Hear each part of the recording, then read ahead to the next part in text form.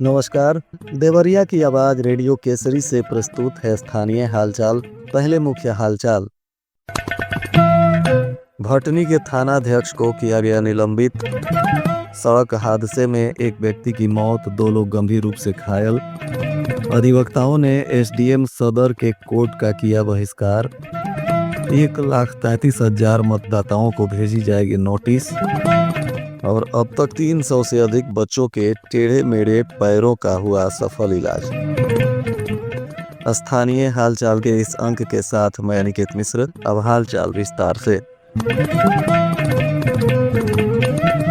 हत्या जैसे गंभीर मामलों में लापरवाही बरतने और लेन देन के आरोप पर थानाध्यक्ष भटनी सुशील कुमार को एसपी संजीव सुमन ने निलंबित कर दिया। अभी यहां किसी नए थानाध्यक्ष की तैनाती नहीं हुई है। थानाध्यक्ष के निलंबन के बाद महकमे में खलबली मच गई। बताया जा रहा है कि भटनी थाना के नोना पार के रहने वाले जितेंद्र यादव के पटीदार दिनेश यादव और अन्य लोगों ने मारपीट किया था, जिसमें जितेंद्र यादव घायल हो गए थे और उनकी पत्नी विद्यावती देवी की तहरीर पर पुलिस ने हत्या के प्रयास का केस दर्ज किया। 2 आरोपियों को जेल भी भेजा गया, जबकि दिनेश यादव की अभी गिरफ्तारी नहीं हुई। इसी बीच मेडिकल कॉलेज में 12 दिसंबर को उपचार के दौरान जितेंद्र की मौत हो गई। इसके बाद थानाध्यक्ष ने इस मामले में धारा नहीं बदला। इस बीच विद्यावती ने इसकी शिकायत एसपी से करते हुए मामले में लेन देन का आरोप लगाया। जानकारी मिलने के बाद एसपी ने सख्त होते हुए धारा में बदलाव भी किया और लापरवाही तथा लेन देन के आरोप को गंभीर मानते हुए तत्काल प्रभाव से थानाध्यक्ष को निलंबित कर दिया। तरकुलवा थाना क्षेत्र में एक सड़क हादसा हो गया, जिसमें एक व्यक्ति की मौत हो गई, 2 लोग गंभीर रूप से घायल हो गए। बताया जा रहा है कि मृतक 15 दिन पहले ही दुबई से घर आया था। घटना के बाद परिजनों में कोहराम मचा है। प्राप्त जानकारी अनुसार तरकुलवा थाना क्षेत्र के सकतुआ बुजुर्ग गांव निवासी धर्मेंद्र यादव उर्फ ब्रजेश उम्र 25 वर्ष पुत्र हरिहर यादव अपने दोस्त बरई पट्टी निवासी ऋतिक यादव के साथ मोटरसाइकिल से जा रहे थे। इसी दौरान यह हादसा हो गया। अचानक सामने साइकिल आ गया, जिसमें अनियंत्रित होकर बाइक सवार दोनों लोग गिर गए और इसी मामले में साइकिल सवार अशोक कुमार, जो तरकुलवा के कनकपुरा के निवासी हैं, वे भी जख्मी हैं। बताया जा रहा है कि इलाज के दौरान शनिवार को सुबह धर्मेंद्र यादव उर्फ ब्रजेश की मृत्यु हो गई, जिसके बाद पुलिस ने शव को कब्जे में लिया और पोस्टमार्टम के बाद परिजनों को सौंप दिया है और अन्य दोनों घायलों का अभी भी इलाज चल रहा है। भारत निर्वाचन आयोग के निर्देश पर जिले में मतदाता सूची विशेष प्रगाढ़ पुनरीक्षण चल रहा है। इस कड़ी में आंकड़ों पर गौर करें तो अब तक 1,33,510 मतदाताओं ने मैपिंग नहीं कराया है। ऐसे मतदाताओं को निर्वाचन विभाग नोटिस भेजेगा। यदि उनके द्वारा मैपिंग नहीं कराया गया तो उनका नाम मतदाता सूची से अपमार्जित हो जाएगा। जिले के 7 विधानसभा क्षेत्र में कुल 24,09,009 मतदाता हैं। विशेष प्रगाढ़ पुनरीक्षण अभियान के तहत आयोग द्वारा 7 विधानसभा क्षेत्रों में बीएलओ के माध्यम से मतदाता सूची सत्यापन कराया गया है। जिला कलेक्टेरिएट बार एसोसिएशन के बैनर तले अधिवक्ताओं ने एसडीएम कोर्ट का बहिष्कार कर दिया। अधिवक्ताओं ने प्रदर्शन कर नारेबाजी भी की, साथ ही स्थानांतरण तक आंदोलन जारी रखने की बात कही। कलेक्टेरिएट के अधिवक्ता सुबह 11 बजे एकत्रित हुए और प्रदर्शन करते हुए एसडीएम कोर्ट के विरुद्ध नारेबाजी करने लगे। इसके बाद संघ भवन में अध्यक्ष ज्ञानेश्वर मिश्रा प्रीतम की अध्यक्षता में बैठक की गई, जिसमें कई बिंदुओं पर चर्चा हुई और सर्वसम्मति से एसडीएम के स्थानांतरण तक उनके कोर्ट का बहिष्कार जारी रहने का निर्णय लिया गया। अध्यक्ष ने कहा कि एसडीएम न्यायालय ने लेखपालों की तैनाती की है। आरोप लगाया कि जो पत्रावली के गड़बड़ी कर रहे हैं, कई पत्रावली नहीं मिल रही है, पत्रावली में आदेश नहीं किया जा रहा है। इन सब आरोपों के साथ ही अधिवक्ताओं ने उनके कोर्ट का बहिष्कार किया है।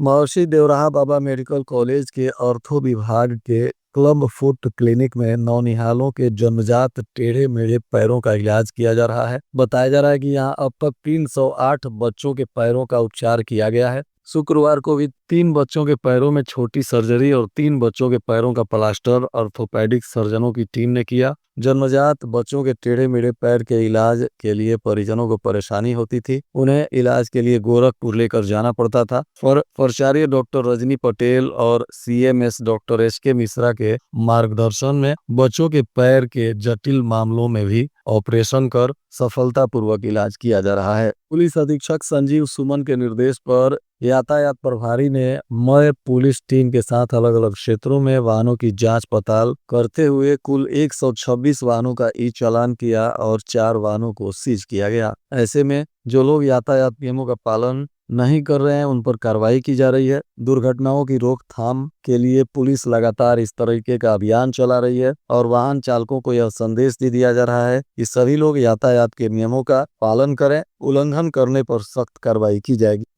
पूरे जनपद में गलन भरी ठंड का कहर जारी है। ठंड में इजाफा होने के कारण लोग पूरे दिन कांप रहे हैं। शाम ढलते ही ठंड का प्रकोप और बढ़ जाता है। दिन ढलने के साथ सड़कों पर सन्नाटा हो जाता है। तापमान अधिकतम 17 और न्यूनतम 9 डिग्री तक हो रहा है। मौसम में परिवर्तन होने के साथ ठंड अपना सितम ढा रही है। दिन प्रतिदिन ठंड में इजाफा होने से लोग परेशान हैं। शहर से लेकर गांवों तक लगातार बढ़ते ठंड से जनजीवन अस्त व्यस्त हो गया है। इसी बीच सर्द हवा और गलन भरी ठंड से जहां बच्चे बुजुर्ग काफी परेशान हैं, तो वहीं मरीजों को भी बहुत परेशानी हो रही है। उत्तर प्रदेश शासन की तरफ से महिलाओं और बालिकाओं की सुरक्षा को लेकर स्वावलंबन हेतु चलाए जा रहे मिशन शक्ति अभियान के फेज 5 में पुलिस अधीक्षक संजीव सुमन के निर्देश पर तमाम वरिष्ठ अधिकारियों ने अपने अपने क्षेत्रों में अभियान चलाया। इस दौरान सरकार की जन कल्याणकारी योजनाओं के बारे में महिलाओं को जानकारी दी जा रही है, तो वहीं पुलिस के तरफ से महिलाओं को मिलने वाली सहायता के संदर्भ में भी बताया जा रहा है। साथ ही सरकार द्वारा जारी विभिन्न हेल्पलाइन नंबरों के बारे में भी महिलाओं को जानकारी दी जा रही है। अलग अलग थाना क्षेत्रों में पुलिस कैंप लगाकर महिलाओं को dial 112, helpline 181, women power line 1090, child helpline 1098 और सीएम हेल्पलाइन 1076 तथा वन स्टॉप सेंटर 181, स्वास्थ्य सेवा हेल्पलाइन 102, एम्बुलेंस सेवा के लिए 108 और साइबर हेल्पलाइन के लिए 1930 आदि के विषय में महिलाओं को जानकारी दे रही है। और आज के मौसम का तापमान देवरिया में न्यूनतम 9 डिग्री सेल्सियस और अधिकतम 18 डिग्री सेल्सियस रहने की संभावना है। अंत में मुख्य हालचाल एक बार फिर। भटनी के थानाध्यक्ष को किया गया निलंबित। सड़क हादसे में एक व्यक्ति की मौत, 2 लोग गंभीर रूप से घायल। अधिवक्ताओं ने एसडीएम सदर के कोर्ट का किया बहिष्कार। 1,33,000 मतदाताओं को भेजी जाएगी नोटिस। और अब तक 300 से अधिक बच्चों के टेढ़े मेढ़े पैरों का हुआ सफल इलाज। इसके साथ ही रेडियो केसरी से प्रसारित स्थानीय हालचाल का यह अंक समाप्त हुआ। नमस्कार।